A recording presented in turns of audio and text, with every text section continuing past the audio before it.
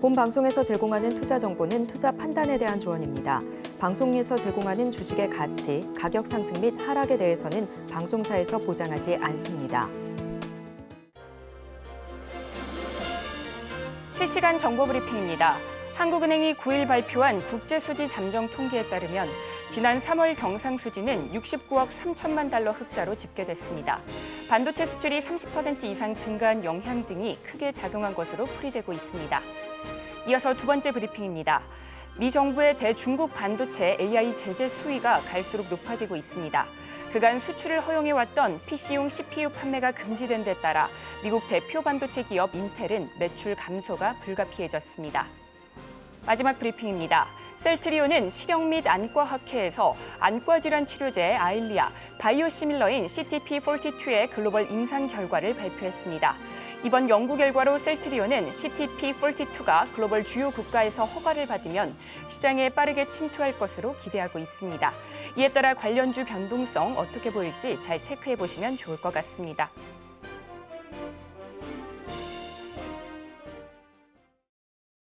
시장의 흐름을 파악하고 수익의 시그널을 읽어라. 안녕하세요. 마켓 시그널 온앤오프 오늘 하루 진행을 맡게 된 최유정입니다. 시시각각 변하는 시장 안에서도 상승의 시그널을 보내는 종목과 섹터들은 있기 마련이죠. 저희와 함께 그 수익의 시그널 공부하시고 포착해 보시기 바라겠습니다. 자, 오늘 이 시간에는요. 간밤에 글로벌 증시와 국내 증시 흐름 짚어주실 정영석 전문가님, 또 이분은 임상현 전문가님께서 준비 중이시니 끝까지 많은 시청 부탁드리겠습니다. 자, 다음 주에는 미국의 CPI 발표가 있죠. 그 전까지 굵직한 이벤트는 부재한 상황입니다. 이에 따라 연준 인사들의 발언에 희비가 엇갈리고 있는데요. 간밤 뉴욕 증시는 금리 인하에 대한 경로 불확실성이 커지면서 혼조로 장을 마쳤습니다. 자, 오늘 국내 증시에서는 다양한 기업들의 실적 발표가 이어지는 가운데 양대 지수 보합권에서 등락을 거듭하고 있습니다. 또 오늘은 옵션 만기일인 만큼 장 막바지까지 변동성에 유의해 보시면 좋을 것 같습니다. 자, 그렇다면 오늘 시장 전략 어떻게 세워보면 좋을지 전문가님과 이야기 나눠보도록 하겠습니다. 자, 정영석 전문가님 나와 계십니다. 전문가님 어서 오세요. 네, 안녕하십니까? 네, 전문가님 간밤 뉴욕 증시 큰 이벤트는 없는 가운데 경로 불확실성에 따라 시장은 혼조로 장을 마쳤습니다. 특히나 카시카리 총재가 매파적인 발언을 했으나 카시카리 총재는 이번에 투표권이 없죠.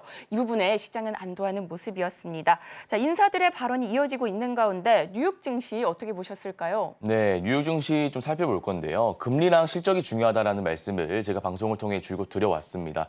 근데 사실 좀 의아스러운 거는 이 이슈가 새롭게 나온 이슈가 아니라 카시카리 총재 관련된 이슈가 이전에도 나왔던 이슈입니다. 그래서 뭐 혼조세 마감했다는 것은 이유를 좀 끼워 맞췄다라고 생각하시면 되고 투표권이 없습니다. 여러분들 잘 아시다시피 연준 인사는 19명, 전도표 다 칠할 수 있고요. 그다음에 투표권을 가진 인사가 12명입니다. 여기 연준 인사 7명, 뉴욕 연은 총재, 존 윌리엄스 총재 잘 아실 겁니다. 한 명 고정에 4명의 어떤 총재들이 번갈아 가면서 투표권을 행사하는데 카시카리 총재는 원래 매파적 인사를 분류되고 투표권이 없기 때문에 그렇게 고민 안 하셔도 될 것 같고요. 시장은 앞으로도 너무나 좋은 흐름을 보이지 않을까라는 말씀을 드려보겠습니다. 자, 그러면 중요하게 봐야 되는 부분이 성장, 고용, 물가 중에서 물가죠. 물가 지표는 여러분들 잘 아시는 CPI, PPI, PC 있습니다. CPI, PPI는 14일, 15일 발표되기 때문에 그 수치가 예상치를 상회하느냐, 부합하느냐, 하회하느냐에 따라서 증시의 향방이 결정되기 때문에 실시간으로 물가 지표를 좀 보실 필요가 있다라는 말씀을 드리고 우리나라 증시 같은 경우에는 뭐 나쁘지는 않습니다. 지금 뭐 조금 하락하고는 있습니다만 조정은 있죠. 추세 상승하다가 눌림 구간에서 조정은 있기 때문에 자연스러운 조정 구간이다라고 생각하시면 될 것 같고 이게 추세 하락이 가속화되는 시점은 아니라고 보여지기 때문에 신규 매수 검토하실 분들은 하셔도 될 것 같다라는 말씀을 드리면서 구체적인 대응 전략은 일봉 차트 보면서 좀 말씀드려 보겠습니다. 자, 우선 코스피 차트부터 좀 보겠습니다. 2730선 등락하고 있는데 장중에 좀 떨어지고 있습니다. 제가 오늘 출근할 때만 해도 49 찍었다가 빠지고 있는데 시나리오를 제가 3가지 세워드렸습니다. 제가 매일 좀 말씀드려볼까 하는데 우선 전고점이 코스피 기준으로 2779 라인이죠. 이 라인인데 스트레이트로 올라갈 수 있습니다. 저는 이 가능성을 좀 크게 점치고 있습니다. 요거 하나랑 121선을 기점으로 박스권을 그리는 거 2가지. 그다음에 마지막으로는 121선을 이탈하는 경우.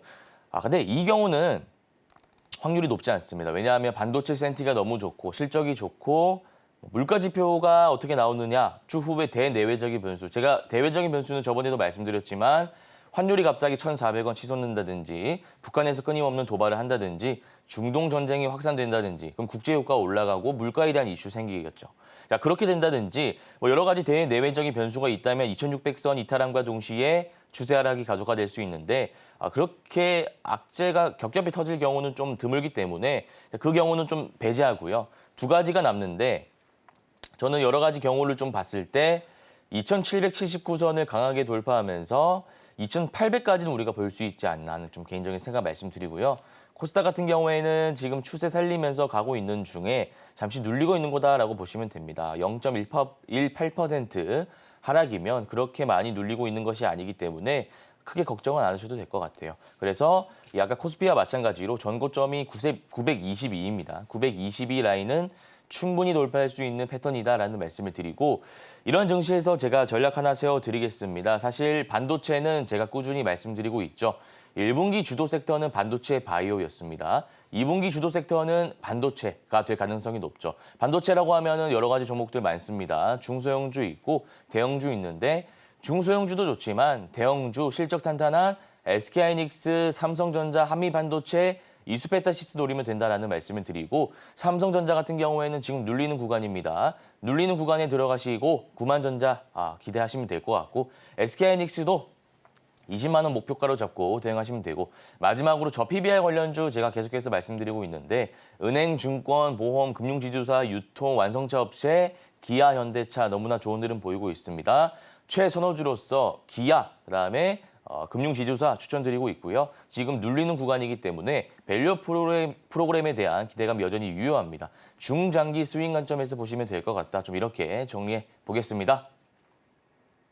네, 이렇게 전문가님과 뉴욕 증시부터 국내 증시까지 살펴봤습니다. 자, 다음 주 CPI가 어떻게 발표되는지에 따라서 증시 향방이 결정되는 만큼 추이 잘 살펴보시면 좋을 것 같습니다. 또 국내 시장 안에서는 저 PBR주, 기아, 금융지주사 쪽 잘 살펴보시면 좋을 것 같습니다. 자, 그렇다면 저희는 상승 섹터 분석 시간으로 돌아오겠습니다.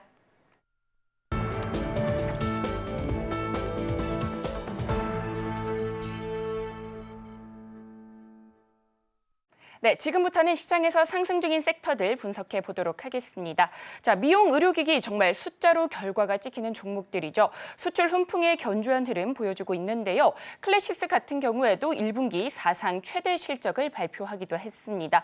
미용 의료기기 쪽 전문가님 어떻게 보실까요? 네, 미용 의료기기 관련주는 제가 예전부터 좀 너무나 좋은 흐름을 보일 가능성이 높은 섹터다라고 말씀드렸는데 우선 클래시스가 실적이 잘 나왔습니다. 그래서 여러 가지 모멘텀 하나하나 좀 짚어보도록 하겠습니다. 자, 우선 미용 의료기기 전반적으로 수출이 잘 나오면서 실적 호조세를 기록하고 있다. 요 섹터 관련된 이슈니까 요거 하나 체크해 주시고 개별 이슈 좀 다뤄드리자면 방금도 말씀드렸던 클래시스 1분기 사상 최대 실적을 냈다고 합니다. 제가 실적 관련된 부분 모멘텀 짚어드릴 때 턴어라운드 전환, 사상 최대 실적 이런 거 좀 보라고 말씀드렸죠. 이런 재료가 나오면 주가 탄력성을 한번 봤기 때문에 더 올라갈 수 있다라고 강조해 왔습니다. 클래시스 관련해서 개별 호재 이슈가 있으니까 이거 참고해 주시면 좋을 것 같고요. 두 번째로는 제이시스 메디칼, 이건 이전에 나왔던 이슈인데 제가 좀 가지고 왔습니다. 작년 매출 사상 최대, 올해 포텐자 약진 기대한다. 그래서 수출이 잘 나가고 있다라고 말씀드렸죠. 제가 좀 이따 원택도 말씀드릴 건데 너무나 좋은 흐름을 전반적으로 K미용의료기기가 보여주고 있다라는 거 체크해 주시고 마지막으로 원택이죠. 탱탱한 피부 만드는 원택. 올리지오 다들 아실 겁니다. 그래서 수출 확대 본 궤도 진입하고 있다라는 이슈가 나오고 있는데 이것이 의미하는 게 무엇이냐. 다양한 기업들 많죠. 제이시스 메디칼, 클래시스 등등 대장주들이 좀 많이 포진되고 있고 있는데 이런 종목군들이 너무나 좋기 때문에 지금 신규 매수 관점에서 들어가면 우리가 충분히 좋은 결과를 낼 수 있다라는 것이고 어디서 들어가야 되는지는 제가 일봉 차트 보면서 좀 말씀드릴 수 있도록 하겠습니다. 자, 우선 제이시스 메디칼부터 좀 살펴보겠습니다. 사실 대장주는 아니고요. 바닥 구간에서 매수하시는 거 좋아하시는 분들 좀 매수하시면 좋을 것 같은데 일단 중요하게 봐야 될 부분이 이때 장대 음봉 나왔는데 이때 시가 라인을 회복을 했다는 점. 고무적인 부분입니다. 하나 체크하시면 되고 지금 바닥을 다지고 추세 상승하면서 올라왔는데 빠지고 있네요. 근데 이 빠지는 게 거래 대금 측면에서 봤을 때 유통 물량을 쥐고 있는 세력들이 물량을 던진 것은 아니다라고 좀 판단하고 있고 추후에 다시 올라올 가능성이 있는데 두 가지 전략 세워드리자면 전고점 돌파할 때 들어가는 돌파 매매 전략 하나 세워드리겠습니다. 가격적으로 봤을 때 12,500원입니다. 12,500원을 돌파하는 장대 양봉이 거래 대금 실린 채 나온다면 들어가시고 전고점 믹절 라인 잡으시면 됩니다. 전고점은 14,500원 제시해드리고 나는 돌파 매매가 좀 힘들다, 실시간으로 대응하는 게 힘들다 하시는 분들, 직장인 자영업자분들은 박스권 매매 기법 이용하시면 좋을 것 같은데요. 단기 박스권은 이렇게 그려집니다. 61선 지지 라인 잡으시고 9,000원 매수 타점 잡으시고 단기 박스권의 저항 라인 11,000원 짧게 주시면 된다라는 말씀 드리겠습니다. 클래시스도 한번 봐야죠. 클래시스가 실질적인 대장주인데 자 이렇게 볼게요. 매물대가 없습니다.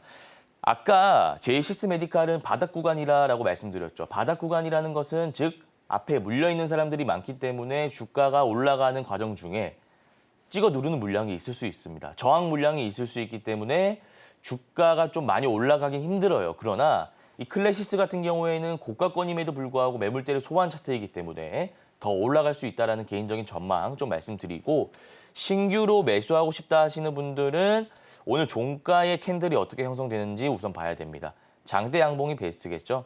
이렇게 마무리된다면 양음양 패턴 한번 이용해 보시면 좋을 것 같아요. 양음양 패턴 다 아시겠지만 다음 날, 오늘 목요일이니까 금요일에 이 종가 라인을 이탈하지 않는 도지 캔들 하나 나온다면 금요일 종가에 들어가시면 되고 나는 높은 구간에서 매수하기 힘들다 하시는 분들은 주가가 빠질 때 들어가시면 됩니다. 주가가 어디까지 빠지는지가 중요한 부분인데 44,000원 라인이 장대 양봉의 중간 라인입니다. 장대 양봉의 중간 라인이기 때문에 44,000원 이하에서 매수하시고 목표가는 매입가 대비해서 10% 이상으로 잡으시면 될 것 같다. 좀 이렇게 정리해 보겠습니다. 네, K의료기기 전반적으로 좋은 흐름 보여주고 있고 제이시스 메디칼, 원텍 그리고 클래시스까지 살펴봤습니다. 매매 타점 잘 잡아서 현명한 전략 세워보시면 좋을 것 같습니다. 자, 웹툰 관련주 오늘 또다시 들썩거리고 있습니다. 나 혼자만 레벨업이 넷마블의 신작 게임으로 출시가 됐는데 78개국에서 애플 앱스토어 인기 1위를 차지하고 있다고 합니다.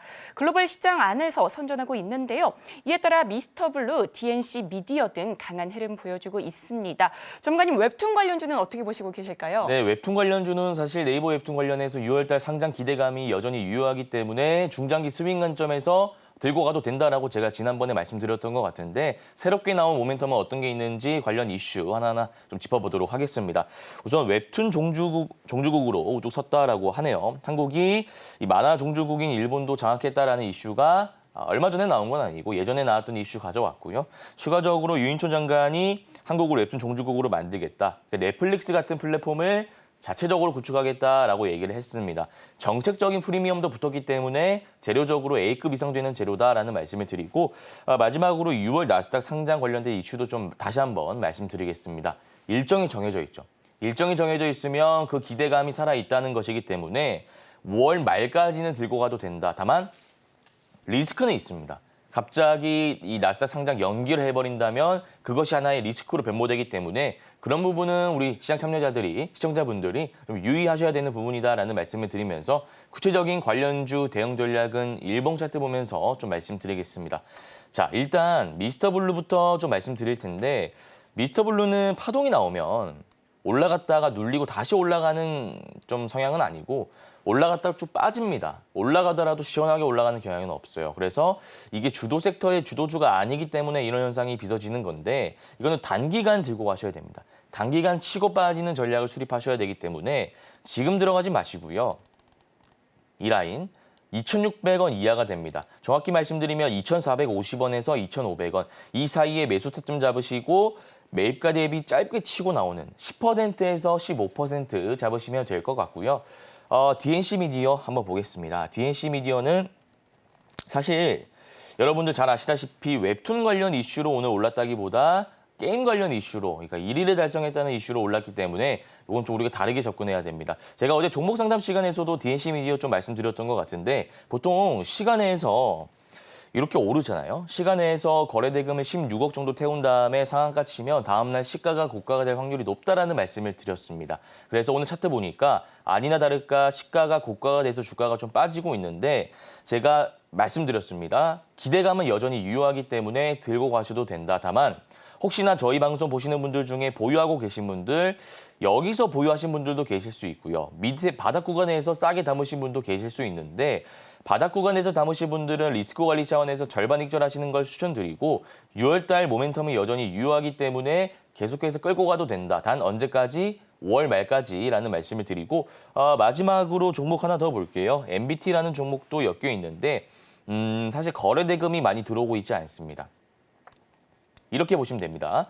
지금 거래 대금이 당일 기준, 그러니까 현재 기준으로 11시 기준으로 7억 가까이 들어왔습니다. 이거 개인 투자자 한 명만이 세울 수 있는 거래 대금이다. 그 말인즉슨 시장 참여자들의 관심을 못 받고 있는 종목입니다. 자, 그래서 MBT 같은 경우에는 신규 매수 검토는 안 드리고요. 제가 다시 한번 정리해드리자면 웹툰 관련된 이슈는 정책 프리미엄이 붙었기 때문에 우리가 5월 말까지, 6월달 일정이 있기 때문에 5월 말까지 지속적으로 봐도 됩니다. DNC 미디어 같은 경우에 보유하고 계신 분들은 리스크 관리 차원에서 절반 익절하시고요. 아까 제가 첫 번째로 말씀드렸던 미스터블루 같은 경우에는 주가가 박스권의 지지라인까지 대일 때 기다렸다가 박스권의 저항 라인에 매도하자. 이렇게 전략 다시 한번 강조해 드리도록 하겠습니다. 네, 이렇게 웹툰 관련주까지 살펴봤습니다. 웹툰 종주국으로 우뚝 선 한국, 만화 종주국으로 일본도 장악에 나서고 있습니다. 이에 따라 웹툰 관련주 시장의 관심도 커지고 있는데요. 이 안에서 미스터블루, DNC 미디어, MBT까지 살펴봤습니다. 타점 잘 잡으셔서 성공하는 전략 세워보시면 좋을 것 같습니다.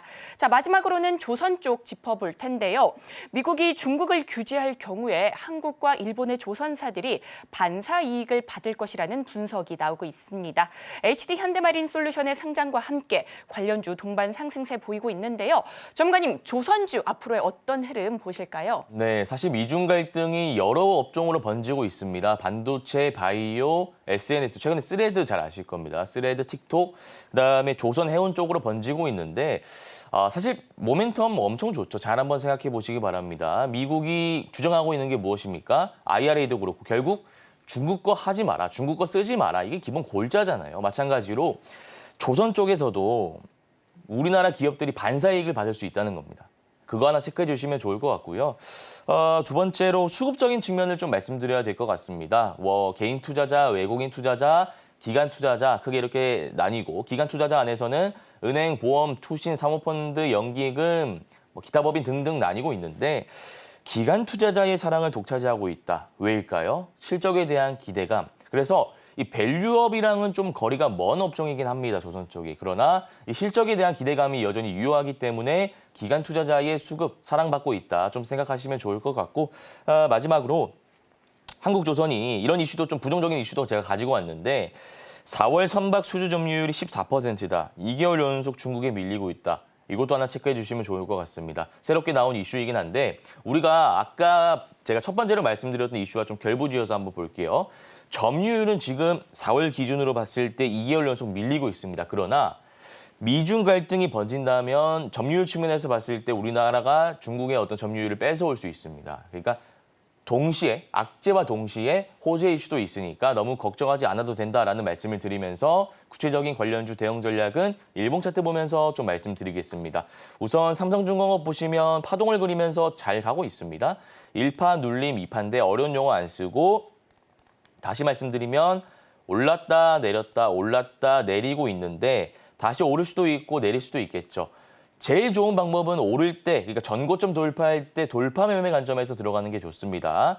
1120원 돌파하는 양봉 나올 때 따라 들어가시면 된다라는 말씀을 드리고 나는 돌파 매매가 어렵다 하시는 분들은 추세 매매 기법 이용하셔가지고 들어가시면 되는데 21선 기점으로 잡으시면 되죠. 21선 가격적으로 말씀드리면 9,500원 이하가 되기 때문에 9,500원 이하로 매수 타점 잡으시고 넓게 11,000원 매도 타점 잡으시면 됩니다. 이거는 길게 보는 거니까 중장기로 하실 분들은 이렇게 타점 잡으시면 된다라는 말씀을 드리고 마지막으로 하나오션도 좀 보고 마치도록 하겠습니다. 하나오션 보면 마찬가지로 전고점 돌파보다는 21선 기법이 좋아 보입니다. 제가 방금 삼성중공업 같은 경우에는 투트랙 돌파할 때 들어가라, 21선 눌릴 때 들어가라 말씀드렸죠. 하나오션 같은 경우에는 파동의 논리를 이용해서 21선 지지할 때 들어가시면 됩니다.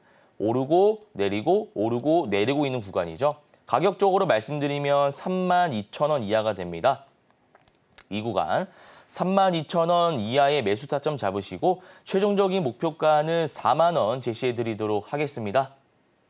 네, 이렇게 조선주까지 살펴봤습니다. 미중 갈등에 따라 한국의 조선사들 반사 이익 기대감이 커지고 있는데요. 실적에 대한 기대감 역시나 커지면서 기관 투자자들의 매수세도 이어지고 있습니다. 자, 관련주 안에서는 삼성중공업과 하나오션까지 살펴봤습니다. 자, 이어서는요, 오늘의 공략주 알아보기 전에 저희가 그동안 공략했던 종목들 리뷰도 살펴보도록 하겠습니다. 우리 전문가님께서 바로 어제 짚어주셨던 픽셀플러스 고가 기준 13% 가까운 오름세 보여줬습니다. 정말 강한 상승세 보여줬는데요. 전문가님 리뷰도 부탁드리겠습니다. 네, 픽셀플러스 좀 말씀드리겠습니다. 사실 어제 상한가에 가서 장중 공략은 힘들다. 그래서 다음날 시가에 공략해보자라고 말씀드렸던 종목이고 구체적으로 추후에 어떻게 대응해야 되는지는 제가 일봉 차트 보면서 좀 다뤄보도록 하겠습니다. 자, 보시면 지금 상한가를 5월 8일에 달성했죠. 그래서 이때 제가 장중에 상한가 풀리지 않은 채로 있을 때 공략해보자. 그러니까 다음날 공략해보자라는 말씀을 드렸는데 지금 윗골이 달리면서 유성형 캔들이 나오고 있습니다. 일단 고가 기준으로 12% 나오고 있는데 제가 방송 중에 항상 말씀드리는 부분은 일단 수익이 10%에서 15% 빠른 시일 내에 났을 때 리스크 관리 차원에서 절반 익절하고 나머지 물량을 들고 가자라는 말씀을 드려왔죠. 그래서 지금 뭐 절반 익절하신 분도 계실 거고 아니면 물량을 들고 계신 분도 있으실 건데 일단은 제가 저번에 전고점 돌파하면서 17,000원 라인은 한번 갈 수 있지 않을까 하는 개인적인 전망 말씀드렸습니다. 지금도 유효하고요. 아마 제가 생각했을 때는 이런 패턴이 나오지 않을까. 양봉, 음봉, 양봉. 그래서 지금은 앞서 나왔던 매물대를 소화하는 그러니까 앞에 물려있는 분들이 많잖아요. 가격적으로 말씀드리면 12,000원에서 16,000원의 매물대가 강하게 형성되어 있기 때문에 일단 오늘 갭 띄었다. 자, 그러면 내가 4개월 정도 몰려있는 사람들의 심리를 한번 분석해 보자고요. 내가 4개월 동안 16,000원, 15,000원, 14,000원 물려 있었습니다. 근데 4개월 뒤에 보니까 14,000원까지 주가가 올라왔네요. 팔아버린다 이거죠. 그럼 그 물량이지 세력들의 물량은 아니다 이겁니다. 그래서 어제 매수하신 분들, 리스크 관리 차원에서 절반 익절하신 분들은 계속해서 그냥 대응하시면 될 것 같고 매도를 못하신 분들도 너무나 전망이 좋기 때문에 최종적인 목표가는 17,000원, 17,500원으로 대응하시면 될 것 같다. 이렇게 정리해 보겠습니다. 네, 픽셀플러스 오늘 시초가에 공략해보자 이렇게 말씀을 해주셨죠. 목표가는 17,000원에서 17,500원 사이로 잡아주셨습니다. 자, 그렇다면 오늘의 공략주도 바로 한번 알아보도록 하겠습니다. 전문가님 어떤 종목 가져와 주셨을까요? 네, 오늘의 공략주는 이스트소프트라는 종목 가지고 왔는데 최근에 AI 센티가 너무나 좋습니다. 폴라리스 AI 오르고 있고요.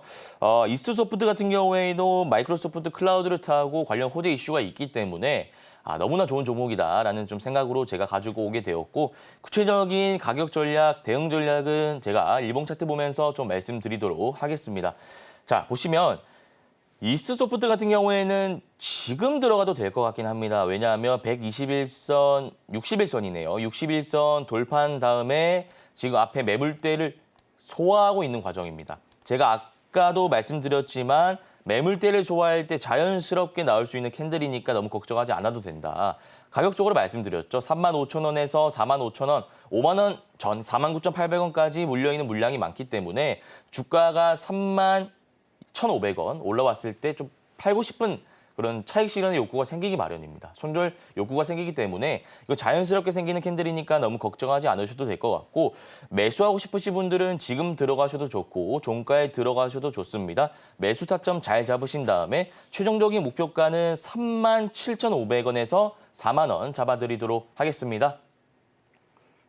네, 이렇게 공략주로는 이스트소프트 가져와 주셨습니다. 목표가로는 37,500원에서 4만 원까지 잡아주셨습니다. 자, 오늘 말씀해 주신 정영석 전문가님과는 여기서 인사드리도록 하겠습니다. 전문가님 고맙습니다.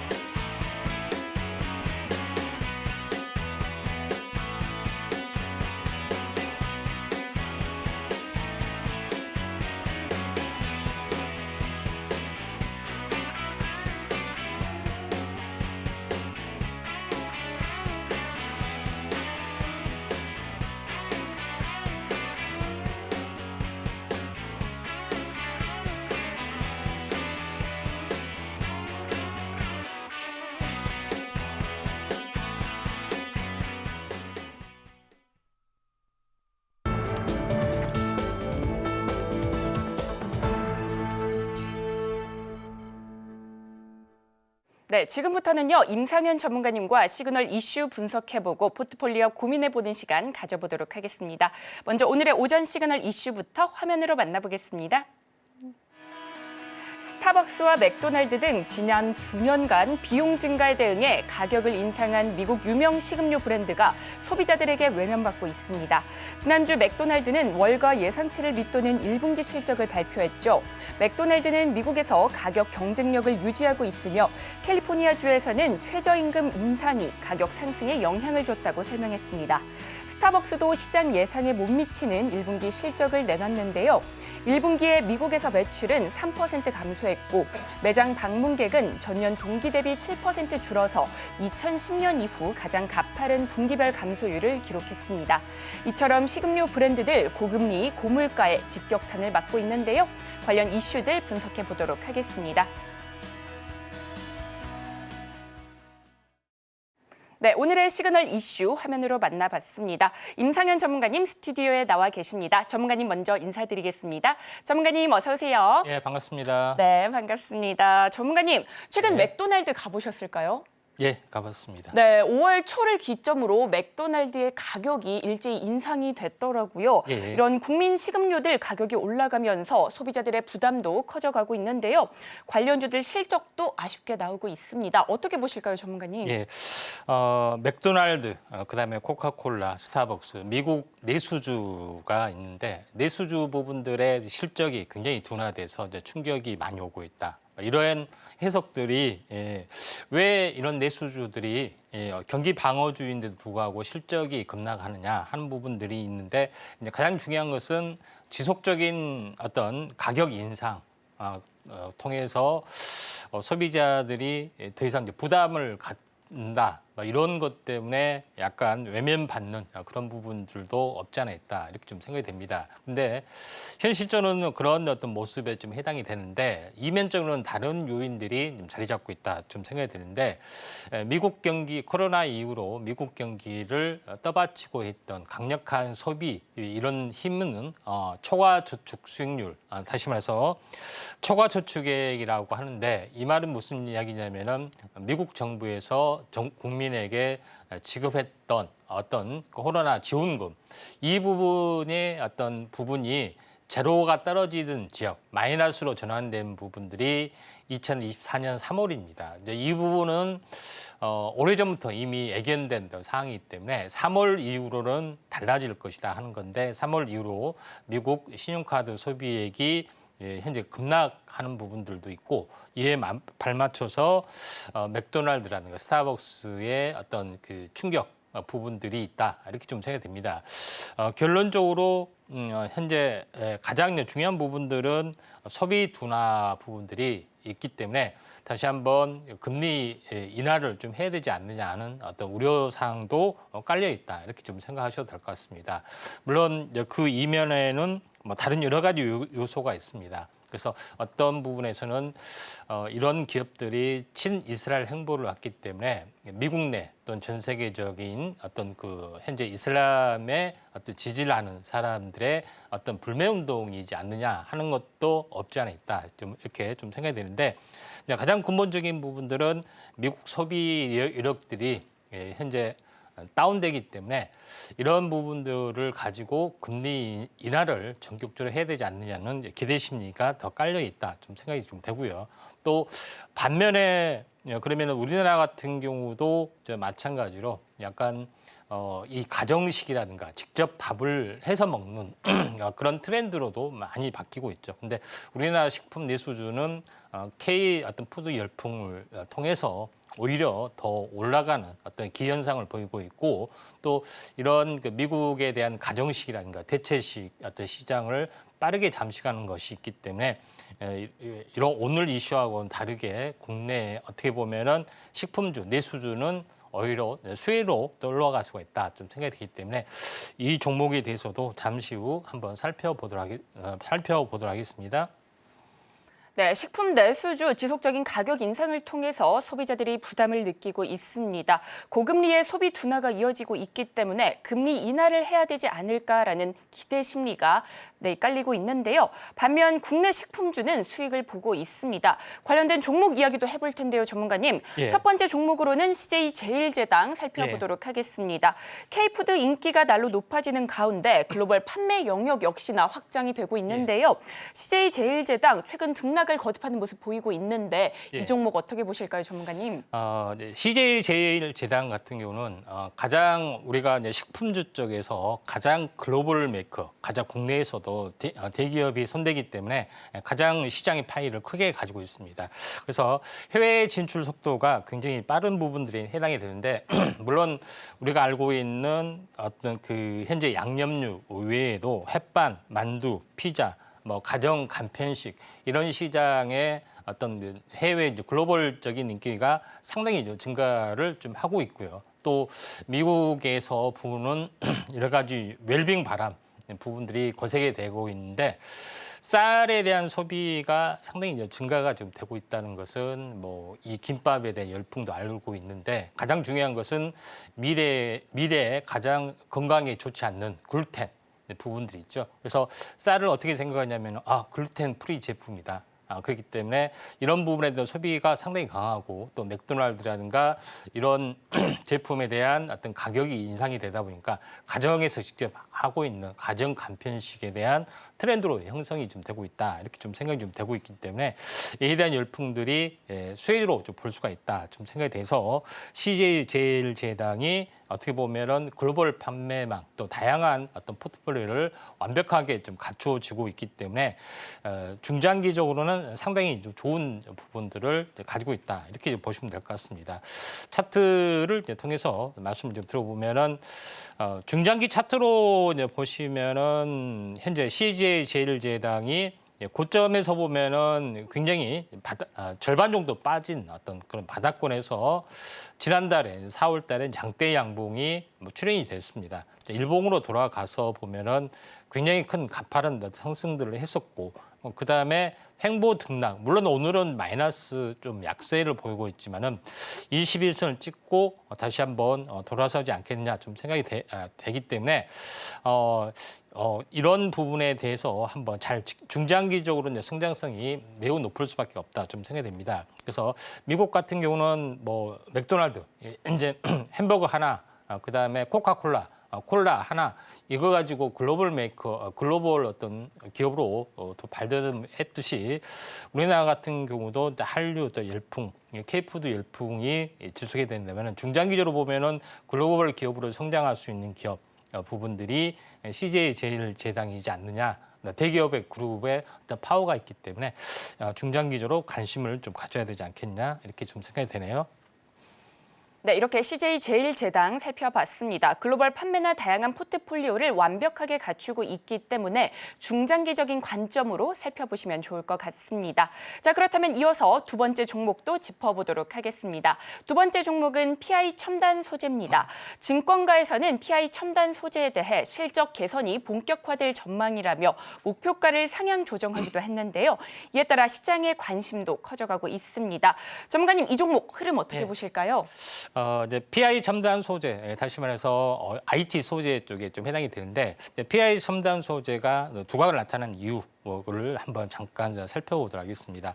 이제 PI 첨단 소재는 뭐 이름에서 알다시피 PI가 들어갔습니다. PI. 그러니까 다시 말해서 PI라는 것은 폴리아미드라고 하는데 보통 이제 플라스틱을 이제 가공하는 어떤 부분에서 최고의 품질을 보이는 부분들이 피라미드의 정점이 PI 쪽에 또 PA라는 소재가 좀 있습니다. 광합 플라스틱이라 하죠. 그래서 슈퍼 플라스틱이라고 하는데 이런 PI 소재가 다양한 방면의 첨단 어떤 제품의 소재로 들어가는 부분들이 좀 있습니다. 첫 번째 부분에서는 PCB 소재로 들어가기도 하고요. 그다음에 2차 전지 쪽에서는 배터리 절연 테이프 쪽으로 들어가기도 하고, 그다음에 PCB 기판 외에 MLCC 공정 소재 재료로 들어가기도 좀 한다 좀 생각이 되는데 최근 급등할 수밖에 없던 가장 큰 이유는 온 디바이스 AI 열풍이 스마트폰으로 확산이 좀 되면서 여기에 이제 방열 시트 쪽으로도 이런 플라스틱 소재가 상당히 많이 들어갑니다. 그래서 플라스틱 소재 중에서 일반 생활 플라스틱 말고요. 또 현재 산업용, 고품질용 어떤 소재가 PI 소재입니다. 그래서 이런 쪽에 다양한 첨단 소재로 좀 들어가는 부분들이 좀 있기 때문에 이런 부분들이 어제 이슈가 좀 돼서 중장기 성장성 AI 쪽으로 같이 엮이는 어떤 모습이기 때문에 오늘 뭐 특징주로 한번 분석을 좀 해보도록 하겠습니다. 차트의 이제 내용을 보시면 알겠지만은 중장기적으로 보면은 5만 원대에서 17,000원까지 굉장히 많은 하락을 좀 했었죠. 그러니까 했던 그런 부분인데 최근 현재 이틀 동안의 연속적인 이틀 동안 강세. 어제 같은 경우는 25% 정도 강세를 보여줬고요. 오늘은 약간 숨고르기를 좀 해주는데 숨고르기 2, 3일 정도 되더라도 다시 한번 갈 확률이 상당히 많이 있다. 이렇게 좀 생각이 됩니다. 그래서 PI 3단 소재가 전체적으로 보면은 다양한 어떤 2차 전지뿐만 아니라 다양한 어떤 소재로도 활용이 좀 되고 있고 또 본격화 될 수 있기 때문에 중장기적으로 실적이 꾸준하게 좀 될 수 있다 하는 것들이 굉장히 중요하다 좀 생각이 돼서 오늘 PI 3단 소재 한번 특징주로 알아봤습니다. 네, 이렇게 두 번째 종목으로 PI 첨단 소재까지 살펴봤습니다. 온디바이스 AI가 스마트폰으로 확산되면서 방열 CT의 성장성이 기대되고 있습니다. 어제부터 이슈가 되면서 AI 쪽으로 묶이기도 했는데요. 중장기적으로 실적 기대감 커지고 있기 때문에 잘 살펴보시면 좋을 것 같습니다. 자, 이렇게 오늘의 시그널 이슈에 대한 전문가님의 의견 들어봤습니다. 화면으로 정리해 보시죠.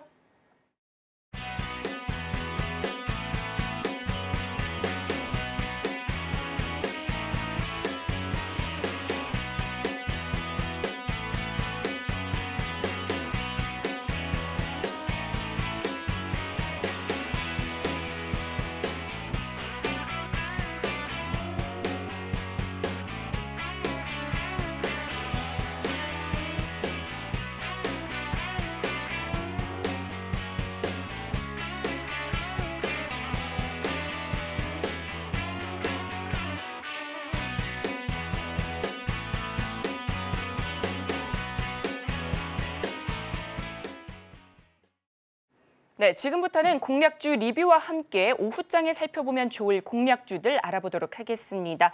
자, 먼저 전문가님께서 지난달에 짚어주셨던 애경케미칼 고가 기준으로 24% 넘는 상승률 보여주기도 했는데요. 전문가님, 이 종목 어떻게 보실까요? 지난달에 계속해서 시리즈로 보면은 2차 전지 쪽에 섹터별로 깨알같이 이제 분석을 하면서 애경케미칼을 응급제 소재 또는 신소재 나트륨 소재, 나트륨 전지에 대한 신소재로서 소개를 좀 했습니다.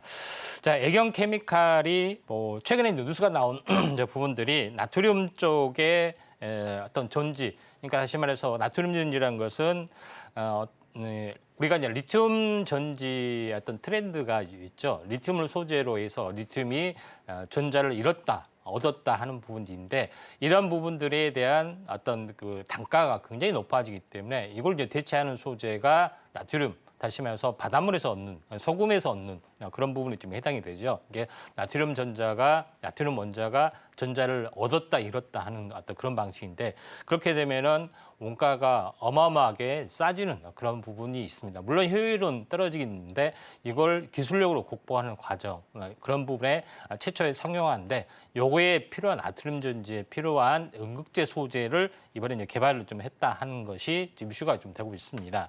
그래서 애경케미칼이 이제 크게 좀 튀어주는 부분이 있는데 차트를 보면서 약간 말씀을 들어보면은 자, 최근에 이제 바닥권에서 이야기를 대부분 2차 전지 쪽에서 언급을 좀 드렸었습니다. 그래서 여기서 이제 언급을 드렸었고 계속해서 바닥을 계속해서 다지다가 어제 뉴스가 나왔고 오늘은 좀 약간 차익 실현 매물이 나와주더라도 장대 양봉의 중심에서 숨고르기를 해주면은 다시 한번 이런 그 차세대 신기술주 2차 전지 쪽에서 신기술 영역들의 상용화 가능성이 많은 어떤 섹터 쪽으로 계속해서 수급이 약간 몰려줄 수밖에 없고 애경케미칼의 본업의 어떤 접촉과적인 가치와 함께 본다면은 한 번 정도는 늘리를 보일 수가 있다 이렇게 좀 생각이 좀 됩니다. 나트륨 전지에 대한 상용화기는 멀고도 멀지만은 이에 대한 어떤 성장성이 좀 부각이 나타날 수 있기 때문에 또 위에 어떤 랠리가 좀 펼쳐질 수 있기 때문에 잘 지켜보시기 바랍니다. 네, 애경케미칼 살펴봤습니다. 지난달에 공략해주신 이후에 24% 넘는 오름세 보여줬는데요. 나트륨 전지에 대한 상용화 아직까지는 멀지만 성장성에 대한 기대감 가져보시면 좋을 것 같습니다. 자, 그렇다면 지금부터는 공략주에 대해서 들어보는 시간 가져보도록 하겠습니다. 자, 먼저 섹터에 대한 강의부터 들어보도록 할 텐데요. 전문가님, 오늘은 어떤 섹터에서 가져와 주셨을까요?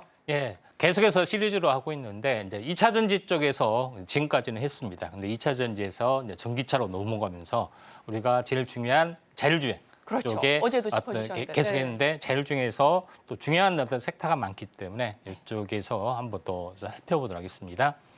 자, 그러면은 오늘은 자율주행 반도체 부분에 대해서 한번 잠깐 보면은 자율주행의 이슈가 좀 되고 있는 것은 뭐 잘 아시다시피 테슬라의 FSD, FSD 이 부분들이 중국에서 상용화를 추진하겠다. 그다음에 올해 이제 8월달에 로보택시를 하겠다 하면서 뜨겁게 달라오르고 있습니다. 근데 제일 중요한 것은 우리가 전기차 쪽에서 두 가지 트렌드를 잘 보셔야 되는데 하나는 엔진차가 2차 전지로 바뀌는 트렌드. 그다음에 두 번째는 소프트웨어로 바뀌는 트렌드. 다시 말해서 기계가 전기, 컴퓨터화하는 두 가지 트렌드가 있습니다. 근데 첫 번째 트렌드는 어마어마하게 시세를 냈는데 두 번째 트렌드, 자율주행 AI 반도체 부분에서는 아직 자율주행이 좀 멀고도 먼 어떤 상용화 길, 완벽하게 되지는 않기 때문에 이 시세가 낮다가 침체가 됐다. 왜냐하면 이런 실적들이 없기 때문에 이런 건데 이번에 이제 8월 달에 있기 때문에 이에 대한 어떤 자율주행 또 AI 쪽의 흐름들이 좀 달라지지 않겠냐 좀 생각이 되는데 자율주행 센서의 종류에 대해서는 좀 전에 제가 계속해서 말씀을 좀 드렸습니다. 근데 이런 제일 중요한 것은 자율주행의 어떤 그 중에 가장 중요한 것은 어떻게 인식하느냐, 사물을 인식하느냐. 이것은 이제 센서의 역할을 달려있다고 했죠. 근데 센서를 이제 통제, 컨트롤하는, 제어 판단하는 어떤 그런 부분에서 많은 반도체가 쓰게 되는 그런 요소가 좀 있죠. 근데 테슬라의 자율주행용 FSD 칩 을 보시면은 이렇게 생겼습니다. 칩 기판 안에 테슬라 칩이 좀 있죠. 그리고 옆에가 현재 D램, 램이 좀 있죠. D램, 램이 장착하는 구조를 하고 있는데 좀 더 세부적으로 그림을 한번 잠깐 보시면은 이렇게 생겼습니다.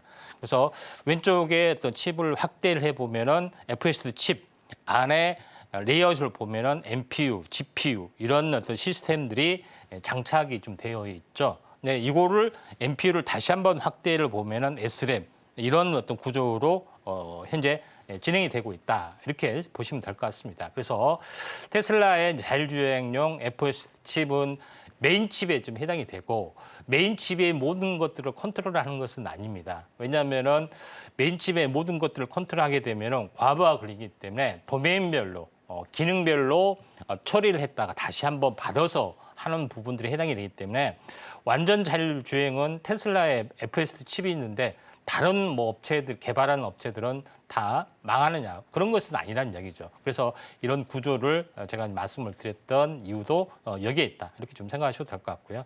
이걸 이제 좀 더 구체적으로 보면은 이런 어떤 개념이 진행이 좀 되고 있죠.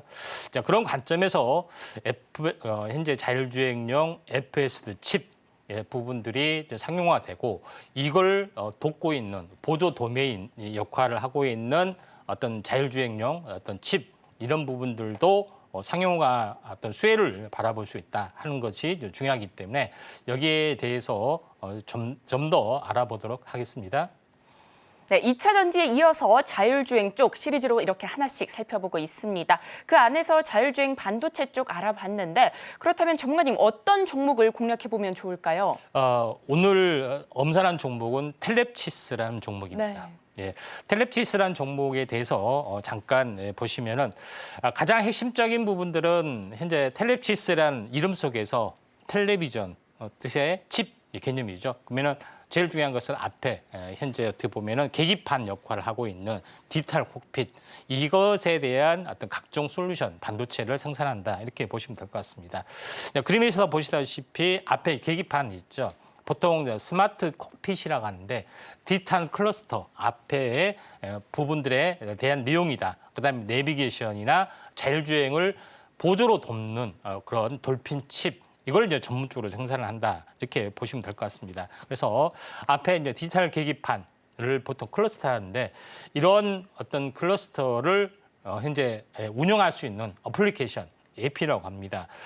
보시다시피 왼쪽에 테스트하는 거고 이게 디지털 계기판이 이렇게 들어가게 되죠.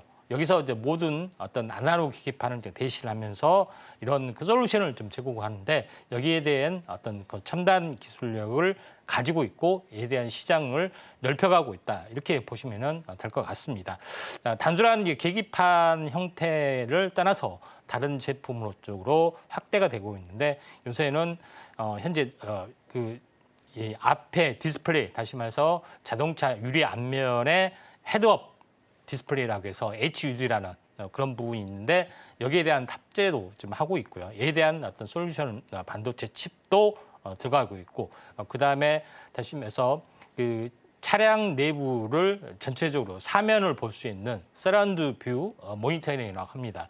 이에 대한 어떤 그 카메라의 칩 들어가는 부분들도 있기 때문에 다양한 어떤 그 첨단 기능들의 제품들이 들어가고 있고 가장 중요한 것은 자율주행을 돕는 자율주행의 일부 기능을 탑재를 하는 돌핀 시리즈 부분들이 있죠. 그래서 아다스에 대한 어떤 제품들이 있는데 엔돌핀 제품을 계속해서 만들어가고 있고 이에 대한 상용화 가능성들이 상당히 많이 있기 때문에 돌핀 시리즈의 어떤 그 자율주행을 탑재한 엔돌핀 어떤 제품을 상용화를 하고 있다 이렇게 보시면 될 것 같습니다. 그런 관점이고 또 이거 다음 장에 보시면 알겠지만은 이런 부분에 대한 상용화 일정 돌핀 시리즈 그다음에 엔돌핀 자율주행을 탑재한 엔돌핀 나머지 부분에 대한 제품에 대한 상용화 일정들이 좀 있기 때문에 가장 성공적인 종목이 되지 않겠냐. 이것은 자율주행이 어느 정도 돼야지 되는데 8월 달에 이미 일정상 나와 있기 때문에 좀 이번에 굉장히 크게 뜨지 않겠냐 좀 생각이 됩니다. 차트를 보면서 약간 말씀을 좀 들어보면은 텔레치스 부분들이 원만하게 이렇게 10,000원대에서 뭐 크게 장기적으로는 크게 상승했습니다. 10,000원대에서 40,000원까지 올랐죠. 근데 40,000원, 38,000원짜리가 지금은 거의 한 반토막. 다시 말해서 20,000원대 초반대이기 때문에 반토막이 났고 그렇게 많이 밀리지는 않았습니다. 그리고 침체가 되고 있지만은 다시 한번 터닝을 좀 하지 않겠냐. 바닥권에 있기 때문에 이 부분들 참고를 좀 하시기 바랍니다. 네, 이렇게 자율주행 반도체 안에서는 텔레칩스 살펴봤는데요. 자율주행의 일부 기능을 탑재하는 돌핀 시리즈 상용화 일정에 대한 기대감이 커지고 있기 때문에 시장에서 강하게 부각될 것으로 예상되고 있습니다. 자, 그렇다면 마지막으로 오후장 시장 흐름 전망 부탁드리겠습니다. 전문가님. 예, 2차 전지 쪽의 또 흐름하고요. 그다음에 이제 K 한류 열풍을 또 현재 순환매가 이제 화장품에서 미용기기 이런 쪽으로도 계속해서 진행이 되고 있기 때문에 2차 전지 쪽의 자율주행 쪽으로도 순환매가 될 수가 있기 때문에 이 점 참고하시길 바랍니다. 네, 이렇게 오후장 시장 전략으로 2차 전지와 미용기기 순환매 전략 살펴주셨습니다. 자, 그렇다면 오늘 저희가 다뤘던 내용 핵심 정리해보겠습니다. 오늘의 핵심 살펴보겠습니다. 오후장 상승 섹터로는 정영석 전문가님과 함께 미용 의료기기, 웹툰, 조선 쪽 살펴봤고요. 오후장 전략으로는 임상현 전문가님과 함께 2차 전지 미용기기 순환매 전략에 대해서 짚어봤습니다. 공략주로는 이스트소프트, 텔레칩스 알아봤습니다. 저희가 본 방송에서 제공하는 정보는 투자 판단에 대한 조언일 뿐입니다. 서울경제TV는 당사의 브랜드입니다. 기타 유사 브랜드에 주의하시기 바라겠습니다. 저희가 준비한 소식은 여기까지입니다. 저희는 내일 이 시간에 다시 또 찾아뵙도록 하겠습니다. 오늘도 시청해주셔서 고맙습니다.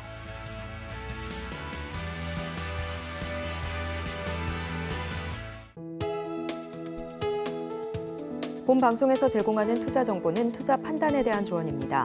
방송에서 제공하는 주식의 가치, 가격 상승 및 하락에 대해서는 방송사에서 보장하지 않습니다.